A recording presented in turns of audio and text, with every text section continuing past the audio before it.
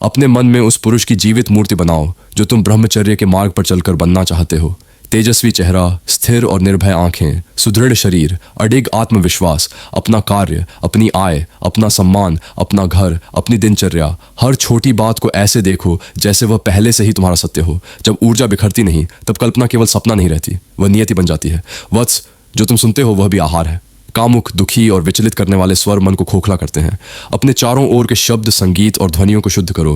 मंत्र प्रकृति की नीरवता, उच्च कंपन वाले स्वर। ध्वनि सीधे तुम्हारी कोशिकाओं को स्पर्श करती है और वही तय करती है कि भीतर सत्व बढ़ेगा या विक्षेप। एक दिन आएगा जब तुम जागोगे और पाओगे अब ब्रह्मचर्य प्रयास नहीं रहा, वह तुम्हारा स्वभाव बन चुका है। चेहरे पर स्वाभाविक तेज, वाणी में गंभीरता, हृदय में ऐसी शांति जिसे संसार हिला नहीं सकता। तुम सुख के पीछे नहीं भागोगे, सुख तुमसे निकलेगा। यह तुम्हारे पुराने जीवन का अंत और तुम्हारे वास्तविक अस्तित्व का प्रारंभ है वत्स, यदि तुम मेरी व्यक्तिगत मार्गदर्शन चाहते हो। इसीलिए मैंने यह ब्रह्मचर्य ई बुक बनाई है। ये केवल किताब, जो लड़के सीरियसली चेंज होना चाहते हैं उनके लिए मैंने ब्रह्मचर्य गाइड बनाई है।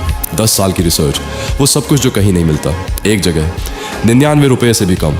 जो लेगा दिख उसे पता चलेगा फर्क, जो नहीं लेगा वो इसी तरह वीडियोस देखता रहेगा और बदलेगा नहीं। चॉइस तेरी है, लिंक डिस्क्रिप्शन में है। लिंक आप नहीं है, ये मेरा अनुभव है, मेरी साधना है, मेरे आंसू और मेरी जीतें हैं।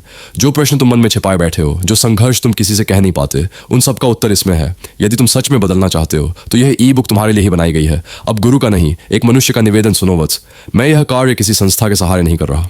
मेरा जीवन, मेरी आजीविका, मेरा यह मिशन, सब कुछ इसी ज्ञान और तुम्हारे सहयोग पर निर्भर है। कई बार दिन ऐसे आते हैं जब साधन नहीं होते, पर फिर भी यह कार्य नहीं छोड़ता, क्योंकि कहीं ना कहीं कोई वत्स जाग रहा है। यदि यह शब्द तुम्हारे हृदय तक पहुंचे हैं, यदि तुम चाहते हो कि यह ज्ञान जीवित रहे, तो कृपया दान करो। तुम्हारा दिया हुआ थोड़ा सा सहयोग मेरे लिए सहारा है और किसी और पुरुष के लिए प्रकाश। हाथ बढ़ाओ वत्स, ये केवल मेरी नहीं, हम सबकी साधना है। बहुत दिनों तक खुद को रोकता रहा, हर बार लगा कि किसी तरह यह समय भी निकल जाएगा। हर किसी से यही कहा कि मैं ठीक हूँ, लेकिन सच यह है कि मैं ठीक नहीं हूँ। मैंने अपनी पूरी कोशिश की कि किसी के सामने हाथ न फैलाना पड़े, अपनी परेशानियों को अपने तक ही रखा, मुस्कुराने की कोशिश भी की ताकि किसी को मेरी मजबूरी दिखाई ना दे। लेकिन अब लगता है कि मेरे शब्द ही मेरा साथ छोड़ रहे हैं। मेरे पास इस समय आय का कोई स्रोत नहीं है। आर्थिक स्थिति इतनी कठिन हो चुकी है कि कई बार समझ नहीं आता अगला कदम क्या होगा। हर दिन उम्मीद लेकर उठता हूँ, हर दिन पूरी ताकत से कोशिश करता हूँ, लेकिन हालात जैसे बार बार वहीं लाकर खड़ा कर देते हैं जहाँ से निकलना अकेले मेरे लिए बहुत मुश्किल हो गया है। यकीन मानिए, यह मैसेज लिखना मेरे लिए सबसे कठिन चीज़ों में से एक है। मेरी पूरी कोशिश थी कि किसी को अपनी तकलीफ का एहसास भी ना होने दूं, लेकिन अब शायद मैं उसे छुपा नहीं पा रहा हूँ। आप मुझे जानते हैं, इसलिए आपसे झूठ नहीं बोलूँगा।